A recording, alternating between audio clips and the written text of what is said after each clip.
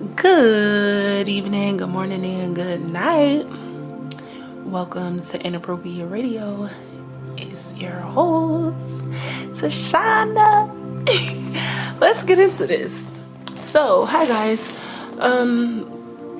Now, I was not minding my business this go around, okay? I was actually seeking the creator and trying to figure out what we were going to discuss this evening, and I was so excited to do my research and come up here and talk about the aliens and the spacecrafts and the numbers. But the creator said, hold your horses, okay? People are a little bit confused when it comes to the attachment of spirits, breaking generational cycles and curses, and the creator really wanted to just have a conversation and go into this before we moved forward, okay? There is this big misconception about generational cycles and whatnot, and I think it's important for us to have the full understanding, especially before we start doing energy work, healing work, and just basically anything that will alter our spiritual status, right? When you have a spirit that is running rampant in your family, or a curse or a hex, I think it's important to take into account a few things, okay? First of all, the environment is very, very crucial to your spiritual growth, okay? I think it's more important to realize, again, and we've talked about this, we are representing 4 families, okay? Your parents has a mother and a father, and their parents have 2 parents. So this is where the 4 families come from, and it equates to your 2 parents, okay? So rightfully so, we are all fighting battles and wars on behalf of our bloodlines, right? However, there are particular jobs for certain people, and we're going to get into that. But first, let's just say, I'm going to give you a scenario. Let's just say your great-great-granddad dated a woman. She just so happens to be a witch. He wanted to leave her, but she's not having it. She puts a curse on him, right? Now, not only is the bloodline connected to your grandfather related, the 2 bloodlines, right? His mother and his father. So are your grandmas. And this is obviously if he's trying to leave to go be with his wife or whatever. This is just a scenario. So is the 2 bloodlines that's created and related to your grandmother, okay? This is where the anointed one, or the chosen one, or the black sheep, or the curse breaker, if you will, comes into place, okay? It's one thing to be able to pray away demons and pray for them to stay at bay and not, attempt to attack or attach and not penetrate the bloodline or your aura energetic field. It's something totally different to be able to cast out that energy or that spirit, okay? This is where the anointing comes in, your ability to finalize getting rid of the entity that has been plaguing your bloodline for however long of a time period, right? We have these understandings and misconceptions of spirits, or this can be energy or an entity, a curse, a hex, an evil eye. It doesn't matter. If it is something that the creator is allowing to sit and be transferred throughout your bloodline, we have to figure out what the root is, okay? And a lot of people don't realize that sometimes our ancestors fought wars and battles already, and we don't have to necessarily fight those wars. And I'll tell you how you can know. First of all, if you are in an environment connected to people, and we had this conversation over a year ago, right, about how descendants of a bloodline can connect, whether it's to finish a job, start a job, hash out some karma, whatever, right? If you are in an environment or around people that are descendants of those that are connected to your ancestors, then that is a telltale sign that there is something that you need to complete. You need to finish. You need to close off a cycle that needs to be closed off, right? If you have an opportunity to do something different that your ancestors had the opportunity or access to, and for whatever reason they did not, this is a sign that the curse is broken and you can move forward. You don't have to necessarily complete the cycles. Now, this is how you know, or start a new cycle rather. You don't have to fight that battle. It's been won. Now, this is how you know that there's a curse or a hex or a spell. If you decide to do something different, even if you are doing the same thing, whatever it may be, the same spirit is moving around from generation to generation.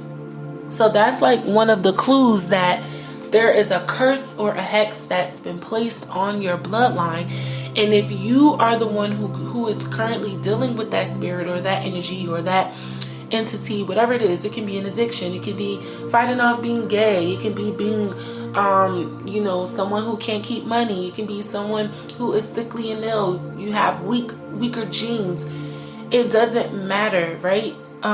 If you're illiterate, it doesn't matter, whatever it is. If this is something that is running rampant through the bloodline, it's a curse. Okay, so you have to be able to identify the differences. A lot of people are placing themselves in situations that they don't have to necessarily be in. And what's happening is your bloodline, there are codes in your genes that are connected to environments, ideas, food, certain people, right? When you attach yourself to these things, at least in a spiritual way, your genetic code becomes activated based off of what was done before you got here. So let's just say your grandma grew up in a really bad neighborhood and her best friend also was in that neighborhood, and the both of them succumb to addiction, drug addiction, right? And let's just say you go to that same environment. Once you have the opportunity to leave and you don't, or once you have the opportunity to leave and you come back, or once you have the opportunity to see from a different perspective how this environment has affected your bloodline, then you are the one who's supposed to cast out that energy and start something new for the bloodline. It's that simple. Your take on these things don't have to align with your ancestors. You don't have to agree with what your ancestors have done, but you have to have a good understanding of why they were even there. What did they complete when they were there? What was the thing that kept them there? What was the thing that got them out of there? All of those things are factors, okay? And I think people kind of like disregard the different things that are associated, right, with these different concepts that connect us to our ancestors. And what I find to be so interesting is that generations, right, are disconnected from the bloodline at about maybe 6 or 7. So anywhere from the 5th to the 8th generation, there's a breakdown and a startup. Okay, so it makes sense when they say, 7 generations back and 7 generations forward, because this is the timeline where the blood is no longer connected 7 generations back up the lineage, right? So if you come to me and you count 7 generations forward, that 7th person from me, anywhere from the 5th to the 7th person from me, is no longer sharing my blood. If they are, it's a really, really small percentage. So this is how you get to write out curses, you get to write in new blessings, you get to invite new energy into the bloodline, you get to be excused of certain patterns. Your ideation, your understanding, your relationship with yourself, with your spiritual self, is what's going to assist you in moving the needle.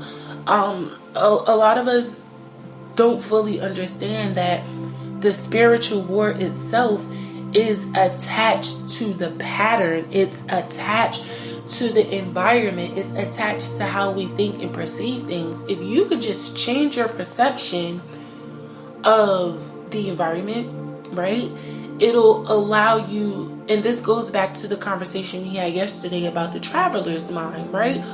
Opening yourself up to new concepts and new ideas and being sensitive to the environment that you're in will allow you to navigate those spaces in a way where you're not harming yourself. And I think that's important because a lot of people feel like they have to be a part of the environment. No. In order for you to do something new, you have to do something new. You can't do what everybody did, or you're just going to be repeating the same thing. I mean, what's making you different is the point here. Okay? I don't have the full understanding of what it is that the creator, is trying to imply for other people, depending on what it is. If he shares it with me and I'm told to share it with you, that's something different. But he's only giving me information and resources that are applicable to breaking the curses over my bloodline, because that is what I am connected to. That is what my assignment partially contains. Sure, has he given me, the gift of being able to discern when certain people need a particular prayer? Absolutely. And if he gives me the unction to pray, I pray over certain situations, over certain people. So it just depends on what it is that he's wanting you to do. And you have to be able to create the space for that thing to be, right? We all have an assignment. We all have a job to do. And before we go, I just wanted to make sure that we're clear on this topic. You have to be able to make the distinction between if the curse was broken already and if you are supposed to be starting something new, if you are to stop the curse, if you are to reverse the curse, if you are to stop the curse and start a new curse. Like, all of these things are different. They're not the same. And I think a lot of people get lost in that, right? When you are the generational curse breaker, sometimes it's just simply your job to stop the cycle, right? And you could spend your whole entire life stopping the cycle. So I'll give you an example. You have some people who their parents were addicted to drugs and alcohol. Their parents were addicted to drugs and alcohol. And then it comes down to the fifth generation, right? And then this one kid says, I will never do drugs and alcohol because I can see what it has done to my parents. So the people who have decided to never do those things, they're starting a new cycle. Everyone before them kind of played their role in breaking down the energy or the spirit, or having the spirit run rampant, and the spirit not moving, the spirit just moving from person to person in that bloodline. And yes, environment has a lot to do with it, because it can activate the ideation of this curse. If you're in a place where your parents got cursed, 9 times out of 10 you're going to be able to live that same curse out. You're going to be able to at least identify the symptoms of the curse. Even if you are protected from the adverse effects of it, you will still be able to see where your parents fell in the pit, if that makes sense, or your grandparents or your cousins or whatever. My job here is to call out the things that the creator wants me to call out. That's it. If the creator doesn't want me to speak on it, I absolutely will not. Even if he did share it with me, okay? But I'm going to end it here. I do love y'all. I hope y'all are drinking your water, eating your fruit and vegetables, and sipping on your own because it's free. I'm about to get a new phone, so it's about to be up. All right, love y'all. Peace.